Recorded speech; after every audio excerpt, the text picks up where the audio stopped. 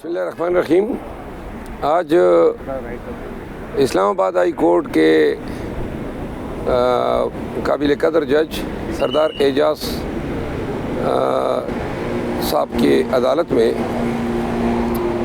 میرے گھر پہ جو غیر قانونی ریڈ تھا رات کے 1:30 بجے، اور جس میں انہوں نے میرے ملازم کو اغوا کیا، توڑ پھوڑ کی، وہ مقدمے کی سماعت ہوئی۔ کل جب یہ مقدمہ جج صاحب کے سامنے آیا تو انہوں نے یہ آرڈر جاری کیے تھے کہ اگر میرا ملازم واپس نہیں آیا تو اسلام آباد پولیس کے جو سینئر حکام ہیں وہ پیش ہوں گے۔ تو کل ہی میرا ملازم واپس آ گیا تھا، جس پہ میں نے میڈیا کو آگاہ کیا تھا، اور ملازم جو جب آیا میری اس سے گفتگو ہوئی اور انہوں نے بتایا کہ اس کو بڑی اچھی ٹریٹمنٹ دی گئی تھی، اس کو 2 جوڑے کپڑے بھی نئے خرید کر دیے تھے۔ تاہم مجھے وہ نہیں بتا سکا کہ ان کے اغوا کار جو تھے وہ کون تھے یا کس ادارے سے تھے۔ اس کے بعد جو ہے کل ہی پولیس نے مقدمہ درج کر دیا ہے میری شکایت پہ۔ FIR کی کاپی آج عدالت میں SHO نے میرے حوالے کی، تو جس کے بعد جو ہے چونکہ میری دادرسی ہو گئی تھی تو عدالت نے پٹیشن ڈسپوز آف کر دی ہے۔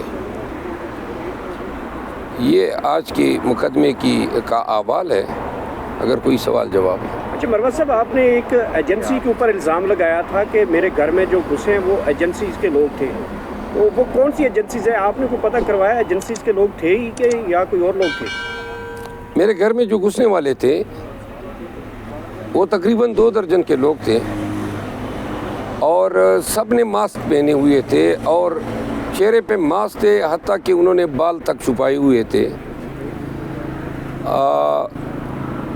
گھر کے اندر کیمرے جو لگے تھے وہ ڈس فنکشنل تھے،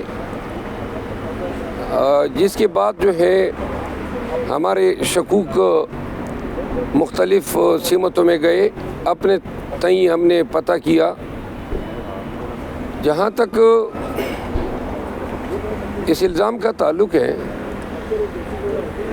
چونکہ جب آپ کے یہاں چوری ہو جاتی ہیں تو آپ کا ذہن ہر طرف چلا جاتا ہے، اور فوجداری مقدمات میں جب آپ کسی کو پراسیکیوٹ کرتے ہیں تو ان کی شناخت جو ہے وہ لازمی چیز ہے کہ آپ نے بتانا ہوتا ہے کہ فلاں شخص جو ہے اس نے اس جرم کا ارتکاب کیا ہے۔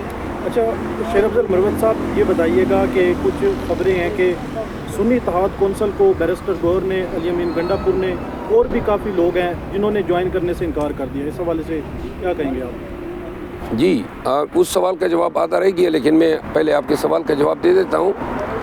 عمر ایوب صاحب اور جو ہمارے دیگر چند بیرسٹر گوہر صاحب، انٹرا پارٹی الیکشن ہو رہے ہیں 15 دن کے اندر، تو انٹرا پارٹی الیکشن میں یہ کنٹیسٹ کرنے کی خواہش رکھتے ہیں، تو اگر یہ یہاں پہ شمولیت کرتے تو پھر پاکستان تحریک انصاف کے انٹرا پارٹی الیکشن کے لیے نااہل ہوتے، تو لہٰذا اپنی پارٹی کو ہم نے ایکٹیویٹ کرنا ہے، فنکشنل بنانا ہے۔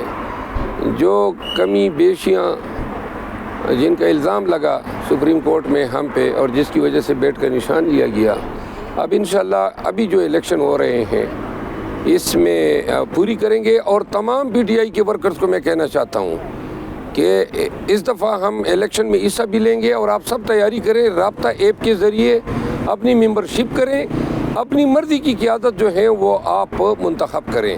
انشاءاللہ میں خود اپنے دوستوں کی ساتھ مشاورت میں ہوں، اور جو ہمارے دوست پارٹی کے پلیٹ فارم سے الیکشن لڑنا چاہتے ہیں ان کو میں سپورٹ بھی کروں گا۔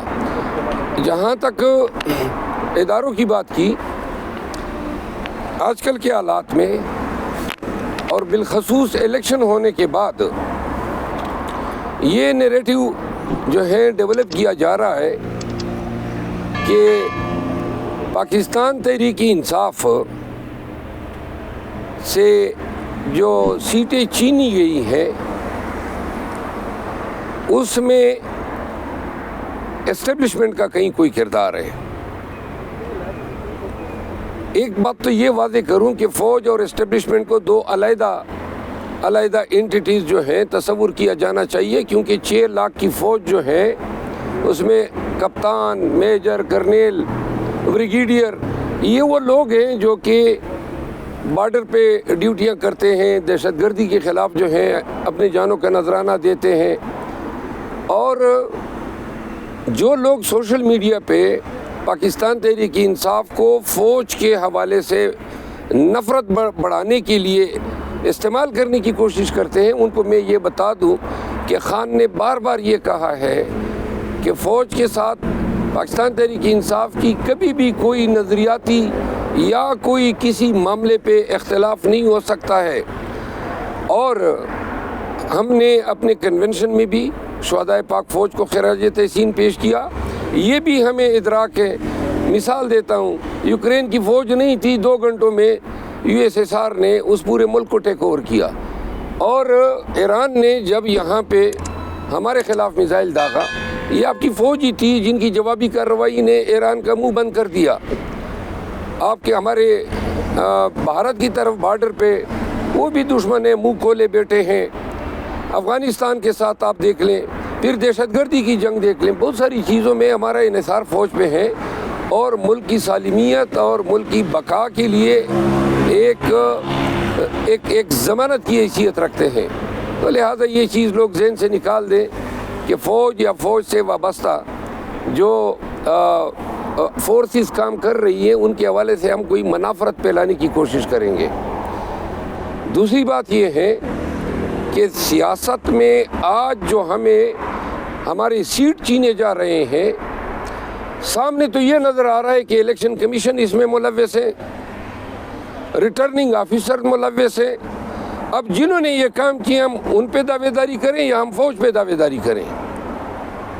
اور الیکشن کمیشن میں ہمارے مقدمات آئے روز جو ہیں تباطل کا شکار ہو رہے ہیں۔ میری پاکستان تحریک انصاف کے جو ہمارے سوشل میڈیا کے انفلوئنسرز ہیں ان سے گزارش ہے کہ ہمیں اپنی جنگ جو ہے اس کی ڈائریکشن بالکل واضح رکھنی چاہیے۔ ہمارا مینڈیٹ چوری کیا ہے سیاسی پارٹیوں نے، MQM نے، PMLN نے اور پیپل پارٹی نے، اور ان کے سہولت کار۔ ہم نے بار بار اپنی میڈیا ٹاکس میں بتائے ہیں کہ یہ ادارے ہیں returning officers, election commission of Pakistan, اور الیکشن کمیشن آف پاکستان کے پاس ہم بار بار گئے اور کہا باقی سارے فارم 45 چھوڑیں، اپنے فارم 45 پہ فیصلہ کریں۔